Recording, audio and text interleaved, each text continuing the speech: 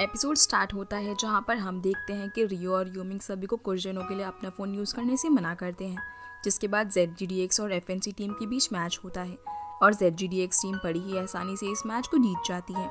याओ ने भी काफ़ी अच्छा परफॉर्म किया था। फिर रिपोर्टर्स उससे सवाल करते हैं कि क्या उसने कभी सीचेंग को रिप्लेस करने के बारे में सोचा है, जिस पर याओ कहती है कि नहीं, क्योंकि सभी लोग उसे बहुत पसंद करते हैं, बल्कि हम तो उसे रिप्लेस करने के बारे में सोच भी नहीं सकते। जिसके बाद रिपोर्टर्स उससे पूछते हैं कि हाल ही में तुम दोनों को लेकर इंटरनेट पर काफ़ी डिस्कशन चल रहा था और तुम इस बारे में क्या कहना चाहोगी, जिस पर याओ कहती है कि मुझे नहीं पता मैं इस सवाल का जवाब कैसे दूं, लेकिन मैं ये अच्छी तरह जानती हूँ कि ZGDX टीम मुझसे क्या चाहती है और मुझे पूरा विश्वास है कि एक दिन सीचेंग ग्लोबल एरेना के प्लेटफॉर्म पर खड़ा होकर गोल्ड विन जरूर करेगा। इधर सीचेंग उसकी ये बातें सुन रहा था। अब याओ के इंटरव्यू का लोगों पर काफ़ी इम्पैक्ट पड़ता है। सभी टॉप प्लेयर्स उसे सपोर्ट करने के लिए खड़े हो जाते हैं और सोशल मीडिया पे लाइव आकर याओ की काफ़ी तारीफ भी करते हैं। इतना ही नहीं, यांग भी उसे सपोर्ट कर रहा होता है। इधर याओ अपनी टीम के साथ ब्रेकफास्ट एंजॉय कर रही थी। इसी बीच एक कोरियर आता है तो याओ उस कोरियर को लेने के लिए जाती है और जैसे ही वो उस कोरियर को ओपन करती है तो वो काफ़ी ज़ोर से चीख मारती है, जिसकी आवाज़ सुनकर सभी लोग उसके पास पहुंच जाते हैं और देखते हैं कि याओ के सामने एक बॉक्स पड़ा हुआ है और उसके हाथ से खून बह रहा है। अब सीचेंग फटाफट याओ को यहाँ से उठाकर ले जाता है। फिर ये लोग देखते हैं कि उस बॉक्स के अंदर कॉकरोच और एक ब्लेड मौजूद था, यानी कि जैसे ही याओ ने इस बॉक्स को ओपन किया वो ब्लेड लगने की वजह से उसकी उंगली कट गई।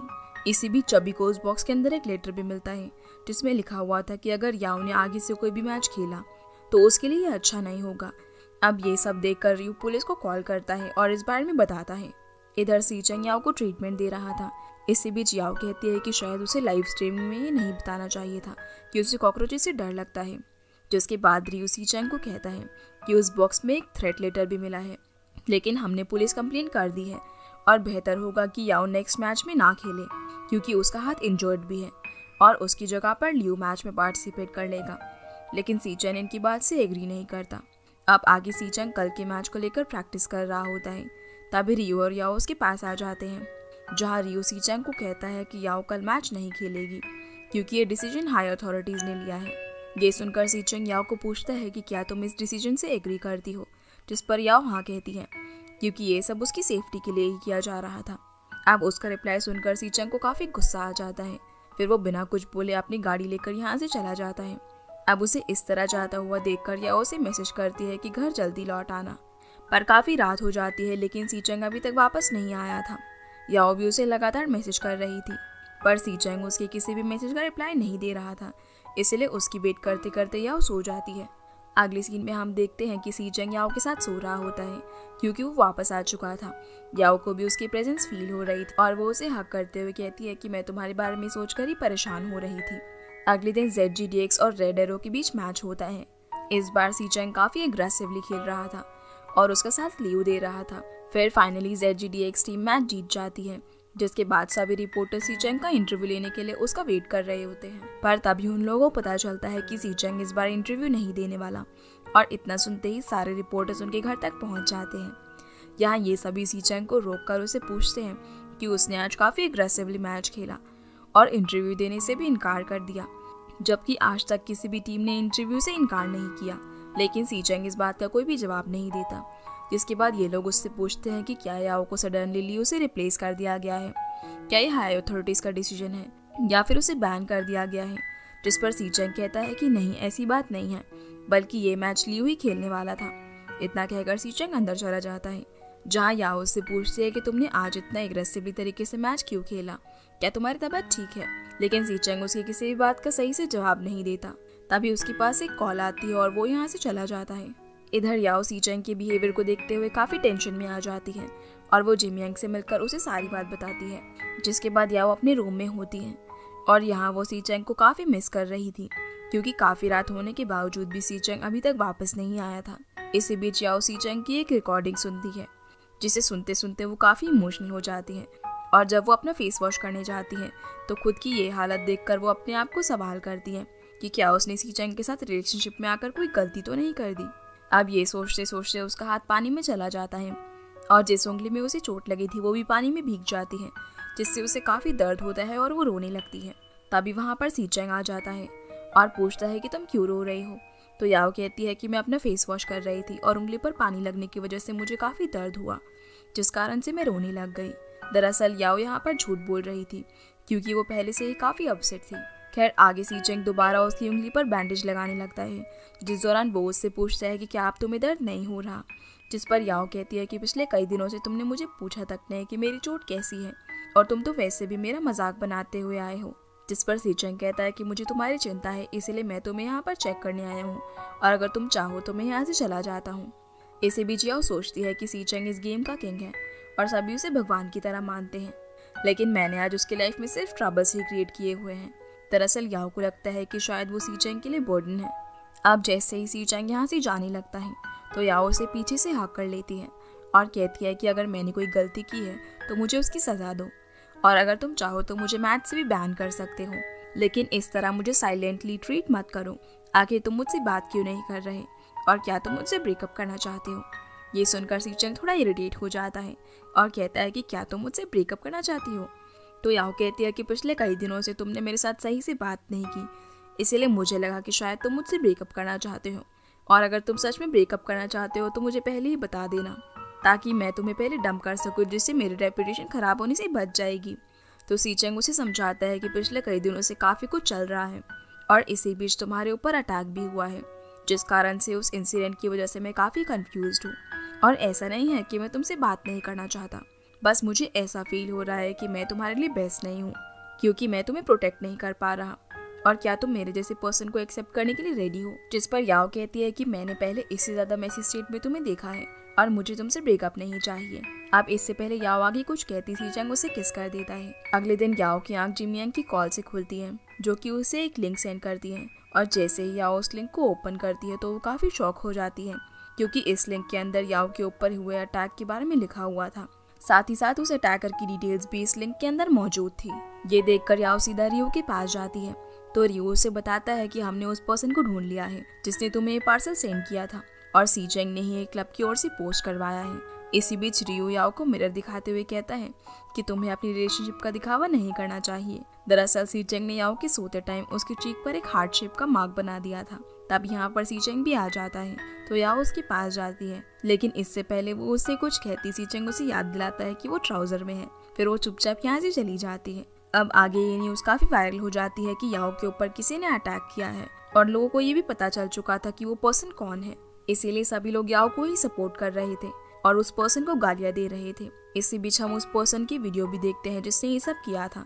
दरअसल इस लड़की का नाम मोमो है जो बताती है कि मैं शुरू से इसी चेंग से प्यार करती थी, लेकिन जैसे ही मुझे पता चला कि वो रिलेशनशिप में है तो मैं डिप्रेशन में चली गई और इसीलिए मैंने याओ के ऊपर अटैक करने की कोशिश की। यही नहीं, वो अपना मेडिकल सर्टिफिकेट भी दिखाती है ये प्रूव करने के लिए कि उसकी हालत कितनी सीरियस है। लेकिन काफ़ी ज़्यादा ट्रोल किए जाने पर वो लड़की और भी ज़्यादा डिप्रेस्ड हो गई थी, इसीलिए वो और जीना नहीं चाहती। फिर वो काफ़ी सारी स्लीपिंग पिल्स निकालती है और उसकी लाइव वीडियो यहीं पर एंड हो जाती है, लेकिन हमें ये क्लियरली नहीं पता चल पाता कि मोमो ने सच में सुसाइड किया या फिर नहीं।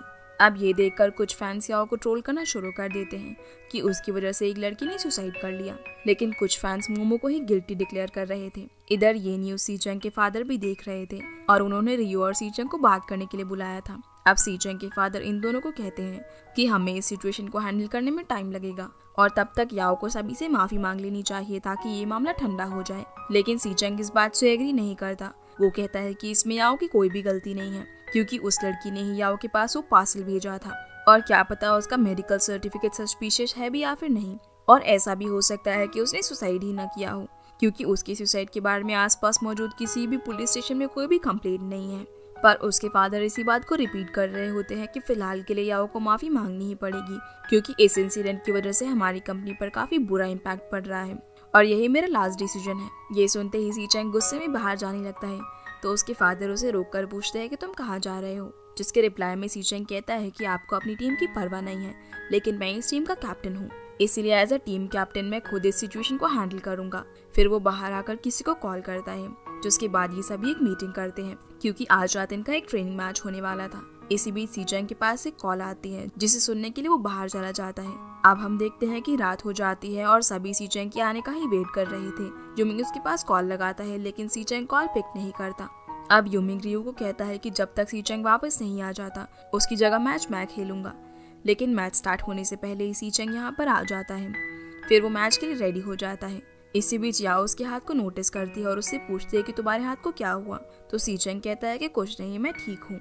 अब फाइनली मैच शुरू हो जाता है, लेकिन सीचेंग गेम में फोकस नहीं कर पा रहा था और उसके हाथ में भी कुछ प्रॉब्लम आ रही थी और पहली बार वो गेम गिव अप कर देता है। अगले दिन याओ देखती है कि सीचेंग पूरी रात से गेम खेल रहा होता है। वो उसके पास जाती है और उससे पूछती है कि तुम आखिर पूरी रात से यहाँ पर क्या कर रहे हो। तो सीचेंग कहता है कि कल रात में जिस शिकागामी की वजह से मैच हारा था, मैं उसी की प्रैक्टिस कर रहा हूँ। फिर याओ के कहने पर सीचेंग आराम करने के लिए चला जाता है। अगले दिन ZGDX टीम का YQCB टीम के साथ मैच होता है, लेकिन ZGDX टीम थोड़ी टेंशन में होती है क्योंकि कुछ दिनों से इनकी कंडीशन कुछ ठीक नहीं चल रही थी।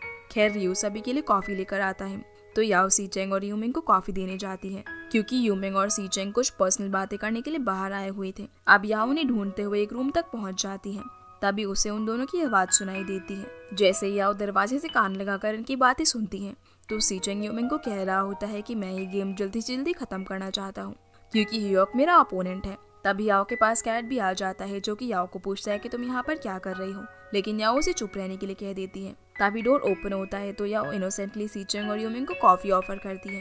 खैर आगे दोनों टीम मैच के लिए रेडी हो जाते हैं, जहाँ दोनों ही एक दूसरे के मेन शिकागामी को बैन कर देते हैं, जिस कारण दोनों टीम को कोई दूसरा शिकागामी यूज करना पड़ता है। अब मैच स्टार्ट हो जाता है और इस बार मैच काफी लंबा चलता है, जिस कारण से सीचेंग के हाथ में प्रॉब्लम हो रही थी, लेकिन फिर भी वो काफी स्ट्रगल कर रहा था। पर आखिर में ZGDX टीम फर्स्ट राउंड हार जाती है, जहां याओ सीचेंग को पूछती है कि क्या तुम्हारा हाथ ठीक है, तो वो हाँ कह देता है। इसके बाद सभी रेस्ट रूम में होते हैं और फर्स्ट राउंड हारने के बाद सभी काफी ज्यादा डिप्रेस थे, लेकिन तभी सीचेंग कहता है कि हमें मैच जल्दी खत्म करना होगा। अब ये सुनते ही कैट को काफी गुस्सा आ जाता है और वो गुस्से में यहाँ से चला जाता है क्योंकि इस बार सीचेंग की वजह से ये लोग हारे थे। फिर सेकंड राउंड शुरू होता है और इस बार भी सीचेंग काफी वियर्ड स्ट्रैटेजी अपना रहा था, जिस कारण से बाकी मेंबर्स भी अच्छे से नहीं खेल पा रहे थे। इसी बीच इनके शिकागामी काफी ज्यादा इंजर्ड हो गए थे और सभी सीचेंग को रिट्रीट करने के लिए कहते हैं, लेकिन वो किसी की भी बात नहीं सुनता, बल्कि उसको लगता है कि वो लोग अभी भी जीत सकते हैं। जिसके बाद सीचेंग याओ के साथ मिलकर ओपोनेंट टीम के कई सारे शिकागामी को मार देता है, लेकिन तभी ह्योक की एंट्री होती है और वो इन सभी पर भारी पड़ने लगता है। फिर आखिर में YQCB टीम मैच जीत जाती है, पर मैच जीतने के बाद भी ह्योक को सीचेंग की चिंता हो रही थी। खैर आगे दोनों टीम्स हैंडशेक करती हैं और यहाँ पर ह्योक याओ की काफी तारीफ करता है कि तुमने काफी अच्छा परफॉर्म किया और शायद सीचेंग के हाथ में कोई प्रॉब्लम है, इसीलिए तुम उसकी अच्छे से देखभाल करना। जिसके बाद सभी ZGDX टीम वापस से अपने घर आ जाते हैं, जहाँ रियो सभी को चीयर अप करने की कोशिश करता है कि ये हमारा लास्ट मैच नहीं था और वैसे भी खेल में हार जीत तो चलती ही रहती है। इसी बीच यूमिंग कहता है कि फिलहाल तुम सभी आराम कर लो और कल हम एनालिसिस करेंगे कि हम लोग मैच क्यों हारे। ये सुनकर कैट को गुस्सा आ जाता है और वो यूमिंग से कहता है कि अपनी गलती ढूंढने से पहले हमें किसी से कुछ पूछ लेना चाहिए। दरअसल यहाँ कैट सीचेंग को ब्लेम कर रहा था। ये सुनकर सीचेंग यहाँ से जाने लगता है, पर तभी कैट उसे सवाल करने लगता है कि हमें बताओ कि आजकल तुम्हारे दिमाग में क्या चल रहा है और तुम इतने दिनों से रोज कहाँ पर जाते हो और तुमने यूमिंग की स्ट्रैटेजी को चेंज क्यों किया। यही नहीं, वो ये भी पूछता है कि तुम मैच स्टार्ट होने से पहले यूमिंग के साथ क्या बातें कर रहे थे। तो यूमिंग इन सबको बताता है कि सीचेंग ने मुझे ये कहा था कि मैं सेम शिकागामी यूज नहीं करना चाहता, हालांकि मैंने उसे स्ट्रैटेजी चेंज करने से मना भी किया था, लेकिन सीचेंग ने इसके बारे में मुझे कोई भी एक्सप्लेनेशन नहीं दी और उसने मुझे बस ये कहा कि वो जल्द से जल्द इस मैच को खत्म करना चाहता है। अब यूमिंग सीचेंग से दोबारा पूछता है कि उसने ऐसा क्यों किया, पर सीचेंग उसकी बात का कोई भी जवाब नहीं देता। तभी याओ कहती है कि तुम सभी सीचेंग के बारे में गलत सोच रहे हो क्योंकि उसका हाथ इंजर्ड है और एक रात पहले भी ट्रेनिंग मैच हारने के बाद उसने पूरी रात प्रैक्टिस की थी। ये सुनकर कैट कहता है कि अगर तुम्हारा हाथ इंजर्ड है तो तुमने पहले ही इस बारे में हमें क्यों नहीं बताया और आखिर तुम इतनी रात तक बाहर क्यों रहते हो। तभी यहाँ पर रियो आ जाता है और बताता है कि सीचेंग याओ के मैटर को सॉल्व करने के लिए इतनी रात तक बाहर रहता है क्योंकि उसने उस लड़की का पता लगा लिया है कि उसने सुसाइड नहीं किया था और अब पुलिस ने उस लड़की को अपने पास रखा हुआ है। ये सुनकर सभी शॉक हो जाते हैं क्योंकि ये बात किसी को भी नहीं पता थी। खैर आगे सीचेंग यहाँ से जाने लगता है, पर कैट उसे दोबारा रोककर पूछता है कि आखिर तुम्हारी प्रॉब्लम क्या है, तुमने हमसे ये सब क्यों छुपाया और तुम सारी रिस्पॉन्सिबिलिटी खुद के ऊपर ही क्यों डालते हो और मुझे तो लगता है कि शायद तुम हमें भरोसे के लायक समझते ही नहीं हो। इसी बीच वो काफी इमोशनल भी हो जाता है और कहता है कि अगर तुम्हें अपनी टीम पर भरोसा नहीं है तो हमें भी तुम्हारे जैसे कैप्टन की कोई जरूरत नहीं है, लेकिन सीचेंग उसकी कोई भी बात का जवाब नहीं देता। इतना कहकर कैट गुस्से में यहाँ से जाने लगता है, जिसे देखकर सभी उसे रोकने के लिए उसके पीछे जाते हैं अब कैट सभी को बताता है कि इस साल किसी भी हालत में उसे चैंपियनशिप जीतनी है, क्योंकि अगर ऐसा नहीं हुआ तो मैं इस गेम से रिटायरमेंट ले लूंगा। और तुम्हें तो पता ही है कि मेरे पेरेंट्स ई स्पोर्ट्स से एग्री नहीं करते, इसीलिए अगर उसने इस बार चैंपियनशिप नहीं जीती तो वो अपने पेरेंट्स को क्या ही मुंह दिखा पाएगा। जिस पर चबी उसे समझाता है कि सीचेंग हमारा साथ नहीं छोड़ रहा, बल्कि उसका हाथ इंजर्ड है, इसीलिए वो थोड़ा डिस्ट्रैक्ट हो गया है और अब हम लोगों को मिलकर सारी प्रॉब्लम से लड़ना होगा। इधर रियो यूमिंग को कहता है कि शायद याओ को टीम में लाकर मैंने गलती कर दी, क्योंकि उसकी वजह से बाकी लोगों पर भी इम्पैक्ट पड़ रहा है। जिस पर यूमिंग कहता है कि तुम्हारा डिसीजन सही है, क्योंकि याओ की वजह से ही हमारी टीम इतनी ज्यादा ग्रो कर पाई है। जिसके बाद याओ सीचेंग के पास बैंडेड वगैरह लेकर जाती है, लेकिन सीचेंग ने खुद को रूम के अंदर बंद किया हुआ था और वो याओ को कहता है कि मैं कुछ टाइम अकेला बिताना चाहता हूँ। लेकिन याओ वही दरवाजे के पास बैठ जाती है और उसे समझाने लगती है कि तुम्हें सभी को प्रोटेक्ट करने की कोई जरूरत नहीं है, क्योंकि तुम भगवान नहीं हो बल्कि एक इंसान ही हो और तुम अपनी फीलिंग्स को अपने मेंबर्स के साथ शेयर कर सकते हो। इसी बीच वो ये भी कहती है कि अगर कैट टीम छोड़कर चला गया तो इसके लिए मैं खुद को ब्लेम करूंगी और मैं ही सब के लिए तुम्हें कभी भी माफ नहीं कर पाऊंगी। अब याओ की सारी बातें सीचेंग की समझ आ जाती है और वो डोर ओपन करके याओ को हक कर लेता है। आगे याओ सभी के पास मैसेज करती है कि उन्हें 2 बजे मिलना है। अगले दिन सीचेंग और याओ दोनों सभी मेंबर्स का वेट कर रहे होते हैं और कुछ ही देर बाद सभी मेंबर्स वहां पर आ जाते हैं। जिसके बाद सीचेंग इन सभी को कहता है कि सारी गलती मेरी ही है, क्योंकि स्ट्रैटेजी चेंज करने से पहले मुझे तुम सभी के साथ डिस्कस कर लेना चाहिए था, इसीलिए अब मुझे इस बात पर रिग्रेट है और अगर इन फ्यूचर मैं कोई गलती करूँ तो तुम मुझे रोक सकते हो। फिर वो इन सभी के सामने झुककर इनसे माफी मांगता है। ये देखकर सभी लोग काफी इमोशनल हो जाते हैं और चबी तो सीचेंग को ही हक कर लेता है। अब सभी लोग सीचेंग को माफ कर देते हैं, लेकिन कैट अभी भी चुपचाप खड़ा हुआ था और सीचेंग उसकी तरफ देख रहा था। तभी केओ से कहता है कि तुम स्टैचू की तरह क्यों खड़े हो, क्योंकि तुम तो सुबह कह रहे थे कि सीचेंग ने मुझे कॉल नहीं किया। और इतना सुनते ही कैट इमोशनल होकर सीचेंग को हक कर लेता है और उसे सॉरी बोलता है, क्योंकि सबसे ज्यादा वही सीचेंग पर चिल्लाया था। खैर अब सभी लोग काफी ज्यादा खुश होते हैं। इसी बीच सीचेंग के पास पुलिस स्टेशन से कॉल आती है, जिसके बाद सीचेंग, याओ और रियो तीनों पुलिस स्टेशन पहुंच जाते हैं, जहां इनकी मुलाकात मोमो और उसके पेरेंट्स से होती है। यहाँ मोमो के पेरेंट्स उसकी वजह से सभी लोगों से माफी मांगते हैं और कहते हैं कि हमारी बेटी अभी 18 साल की हुई है, इसीलिए उसका थोड़ा बच्चा दिमाग है। लेकिन सीचेंग कॉम्प्रोमाइज करने से साफ मना कर देता है और कहता है कि अगर तुम्हारी बेटी 18 साल की है तो याओ भी अभी 20 साल की है और तुम्हारी बेटी ने हमारे खिलाफ इंटरनेट पर इतना बड़ा बवाल मचाया है। यही नहीं, उसने तो सुसाइड करने का नाटक भी किया, जिस कारण से याओ को और भी ज्यादा परेशानी झेलनी पड़ी, इसीलिए अब हम कॉम्प्रोमाइज नहीं करेंगे। हालांकि मोमो भी सॉरी बोलती है, लेकिन सीचेंग कॉम्प्रोमाइज करने के लिए तैयार नहीं था। फिर ये तीनों यहाँ से बाहर आ जाते हैं। इधर मोमो की मदर पुलिस ऑफिसर से बहस कर रही होती है, क्योंकि मोमो अब कुछ दिन कस्टडी में रहेगी। दूसरी तरफ याओ का लॉयर इन्हें बताता है कि मोमो ने पहले भी कई लोगों को थ्रेट लेटर सेंड किया है। इसी बीच सीचेंग याओ को बताता है कि मोमो को कुछ दिन के लिए कस्टडी में रखा जाएगा और साथ ही साथ उसे 500 युआन का फाइन भी पे करना पड़ेगा। अब सोशल मीडिया पर ये न्यूज आग की तरह फैल जाती है और एक बार फिर लोग याओ को सपोर्ट करने लगते हैं। इसी के साथ ये एपिसोड यहीं पर खत्म हो जाता है। तो गाइस, ये थी आज की वीडियो एंड आई होप आप लोगों को ये वीडियो पसंद आई होगी, तो वीडियो को लाइक कर चैनल को सब्सक्राइब जरूर कीजिएगा। आपसे फिर मिलते हैं अगले एपिसोड में, तब तक के लिए गुड बाय।